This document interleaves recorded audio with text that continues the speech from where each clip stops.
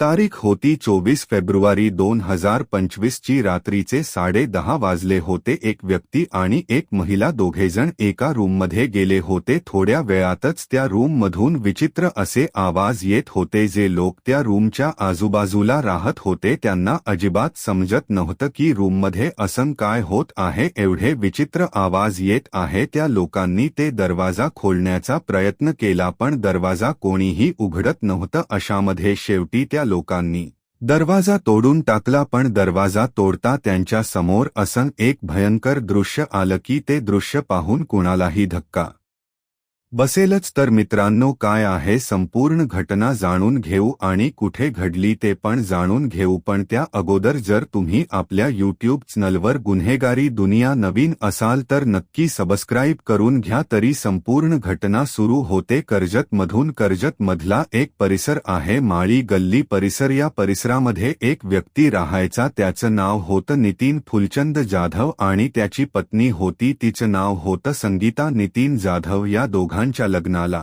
17 वर्षे झाली होती। नितीन 40 वर्षांचा होता तर त्याची पत्नी संगीता जाधव ही 35 वर्षांची होती।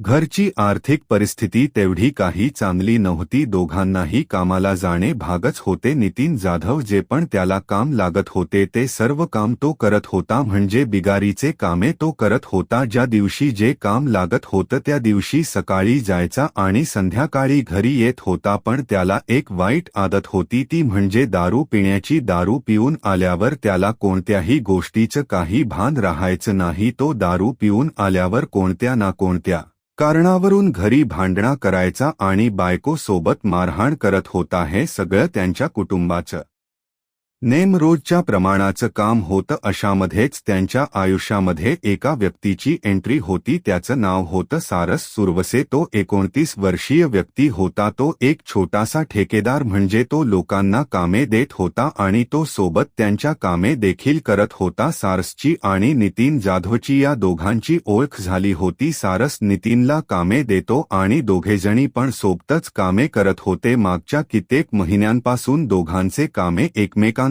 सुरू होते। आता सारसचे नितीनच्या घरी येणे जाणे चालू राहिले होते। सारस दिसायला थोडाफार चांगला होता। तो त्या एक कमी वयाचा मुलगा होता, त्यामुळे जी नितीन जाधवची बायको होती संगीता जाधव हिची नजर आणि सारसची नजर एकमेकांवर पडली होती आणि तिचा पती असा पण रोज दारू पिऊनचा तिला मारहाण करत होता। त्या महिलेच्या काही गरजा होत्या आणि तिच्या काही इच्छा होत्या की एक तिला कोणतरी भेटला पाहिजे जो तिला समजून घेतला असा होता सारस आणि ती महिला। या दोघांचे प्रेम संबंध सुरू झाले होते। नितीन जाधवला अजून या गोष्टींची काहीच कल्पना लागली नव्हती। सारस काय करायचा, नितीनला कामाला पाठवायचा आणि तो त्या महिलेच्या घरी जात होता आणि दोघं चांगलेच एकमेकांसोबत प्रेम संबंधामध्ये पडलेच होते। दोघांचे अनैतिक संबंध देखील सुरू झाले होते। दोघांमध्ये शारीरिक संबंध देखील बंद चालले होते। हे सगळं असंच काही दिवस चालू राहिलं होतं। पण जो नितीन जाधव होता तो वारंवार घरी दारू पिऊन यायचा, बायकोवर अजून जास्त मारहाण करत होता। पत्नीला समजत नव्हतं की नेमकं आता काय करावे। तिने हा संपूर्ण घडलेला प्रकार तिच्या प्रियकराला सारसला सांगितला होता। सारस तिला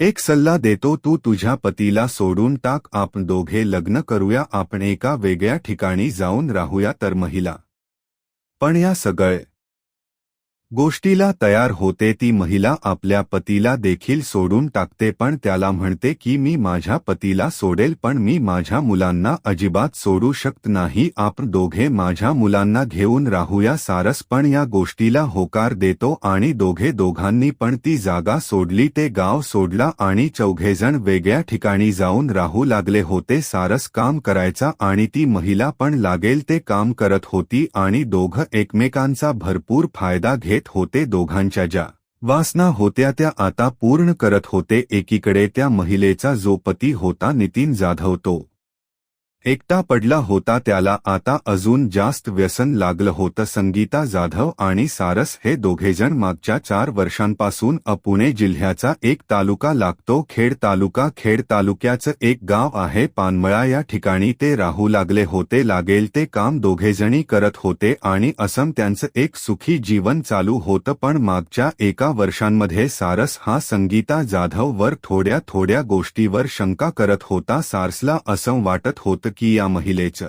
लग्न झालं होतं, हिचं संपूर्ण कुटुंब होतं, पण या महिलेने माझ्यासाठी हिचं संपूर्ण कुटुंब तोडून टाकलं. नव्याला पण सोडून टाकलं आणि आता ही माझ्यासोबत आहे. आता माझ्यापासून पण या महिलेचं मन भरलं असेल तर आता हिचा दुसरा पण प्रेक्षक असू शकते. अशा गोष्टी त्या सारसच्या मनामध्ये येत होत्या. संगीता आणि साया दोघांमध्ये सारख्या सारख्या भांडणा होत होत्या. सारस पण दारू पिऊन यायचा आणि त्या महिलेवर हात उचलत होता. आता दोघांमध्ये काही गोष्टी अजिबात चांगल्या चालत नव्हत्या. संगीता जाधव या महिलेने आपल्या आईला फोन केला आणि आईला आपल्या घरी बोलावून घेतले होते. ती महिला सगळ्या लोकांना बोलत होती तिच्या नव्याला सोडून. संगीताची आई पण 2 फेब्रुवारी 2025च्या दिवशी तिच्या घरी पोहोचते आणि तिला बोलत होती की नेमकं काय चालू आहे. त्यावेळेस संगीता जाधव आपल्या आईला सगळ्या गोष्टी सांगते की माझा जो हे ठेवलेला माणूस आहे हे मागच्या काही वर्षांपासून अशा गोष्टी माझ्यासोबत केल्या आणि आता हे माझ्यावर शंका घेत आहे की माझं बाहेर काहीतरी सुरू आहे आणि हा माझ्यासोबत एकदम विचित्र असं वागत आहे. संगीता जाधवची जी आई होती भामाबाई ती पण तिला समजून सांगण्याचा प्रयत्न करते की आता तू तुझ्या घरी वापस जाऊ शकत नाही कारण तुझा नवरा तुला आता स्वीकारू शकत नाही. आता तुझ्याकडे दुसरा कोणता रस्ता नाही. तर तुम्ही काय करा, एकमेकांवर विश्वास ठेवायला शिका आणि दोघं एकमेकांसोबतच संसार करा. आणि जर तुम्हाला इथे काम करायचं नसेल तर मी तुमची सोय दुसऱ्या कुठे ठिकाणी करून देते. आणि अशामध्ये संगीताची आई भामाबाई अजून एका मुलीला फोन करते. त्या मुलीच पण नाव होतं संगीत. संगीता ही संगीताचीच मावस बहीण राहिली होती. तर भामाबाईने तिला फोन केला आणि तिला सांगितलं की जी संगीता जाधव आहे तिच्या आयुष्यामध्ये काय काय प्रॉब्लेम चालू आहे आणि जर काही काम मिळेल आणि राहण याला जागा मिळेल तर खूप चांगलं होईल. तर ती संगीता जाधव आपल्या त्या प्रियकराला घेऊन आपल्या घेऊन संपूर्ण पसारा घेऊन अहिल्यानगरच एक ठिकाण आहे केडगाव या ठिकाणी ते लोक काम करण्यासाठी निघून जातात. म्हणजे जी संगीता जाधवची मावस बहीण आहे त्या मावस बहिणीने तिची राहण्याची सोय केली होती, खाण्याची सोय केली होती, संपूर्ण अगदी व्यवस्थितपणे त्यांचं चालू होतं. जो त्या महिलेचा प्रियकर होता सारस हा पण कामाला जात होता आणि संगीता जाधव पण तिच्या मामास बहिणीसोबत हॉटेलमध्ये कधी कधी कामाला जात होती आणि कधी घरीच राहत होती. हे मागच्या काही 1-2 हप्त्यामध्ये चालू होतं. अशामध्ये सगळं काही ठीक होतं पण दोघांमध्ये छोटे मोठे वाद चालत होते आणि या गोष्टी बाहेरच्या लोकांना देखील म्हणजे तिच्या मावस बहिणीला तिच्या घरच्यांना देखील कळाल्या होत्या. पण ते लोक शेवटी काय करणार होते आणि अशीच तारीख होती 24 फेब्रुवारी 2025ची म्हणजे फेब्रुवारीचा शेवटचा हप्ता होता. त्या दिवशी पण दोघांमध्ये संगीता जाधव आणि तिचा प्रियकर सारस या दोघांमध्ये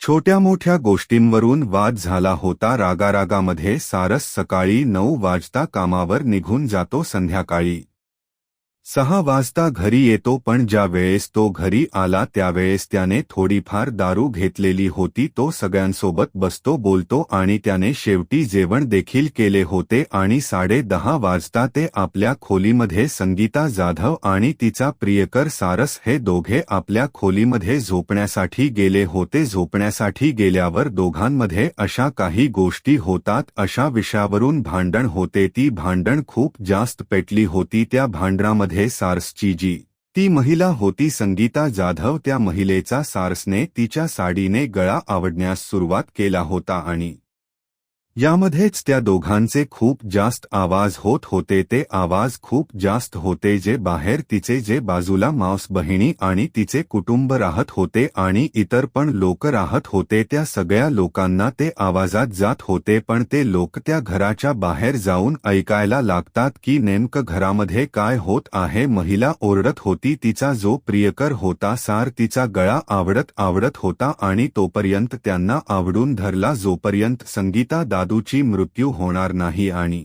शेवटी संगीता जाधवची मृत्यू होऊन जाते. सारसला कळालं होतं की बाहेर लोके उभे आहेत आणि आता मी असा बनाव करतो की हिने आत्महत्या केली साडीने फास घेऊन. आणि आता जो सारस होता तो एका पंख्याला एका फाशीचा फंदा लावू लागला आणि तो फंदा सारसने आपल्या गळ्यामध्ये घातला होता आणि त्या तो असं दाखवू लागला की अगोदर संगीताने आत्महत्या केली आणि आता मी आत्महत्या करण्याचा प्रयत्न करत आहे. पण तेवढ्यामध्येच बाहेरच्या लोकांनी दरवाजा तोडला होता आणि त्यांना पहिले संपूर्ण प्रकार लक्षामध्ये आला होता की ही आत्महत्या नाही, कारण की आतमध्ये महिला ओरडत होती. भांड्याचा आवाज येत होता आणि जे आतमध्ये होऊ लागलं होतं तेव्हा असं काही वाटत होतं की एक व्यक्ती दुसऱ्या व्यक्तीला मारत आहे आणि जो सारस होता तो आहे ना फाशी घेण्याचा प्रयत्न करत होता. तो असं लोकांना दाखवत होता की मी पण फाशी घेत आहे आणि या महिलेने पण फाशी घेतली आहे. आणि शेवटी सारसला पण कळालं होतं की आता आपला प्लान चुकला आहे आणि तो जी मावस बहीण होती संगीता जाधव ती तिच्या पोटामध्ये आणि एक पायावर लात मारतो आणि त्या ठिकाणाहून तो पळ काढतो. आणि शेवटी जी संगीता जाधवची मावस बहीण होती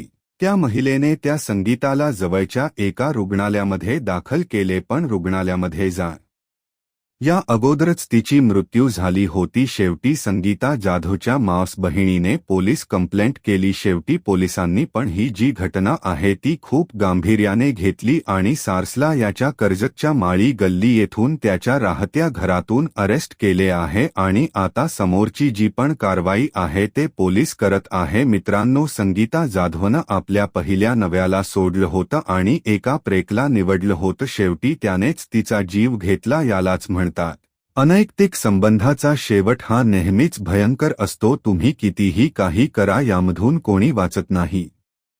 त्यासाठी हे सांगणे म्हणजे फक्त तुम्हाला सावधान करणे आणि सतर्क करणे आहे. कुणालाही त्रास देणे किंवा कुणाचं मन दुखवणे हा आमचा उद्देश नाही. वारंवार एक सांगत असतो म्हणजे की तुम्ही सावध राहणे. ही घटना ऐकून तुम्हाला काय वाटलं कमेंटमध्ये नक्की सांगा. व्हिडिओ आवडला असेल तर लाईक करा, चॅनलला सबस्क्राईब करा. भेटूया पुन्हा एकदा अशाच सत्य घटनेसोबत.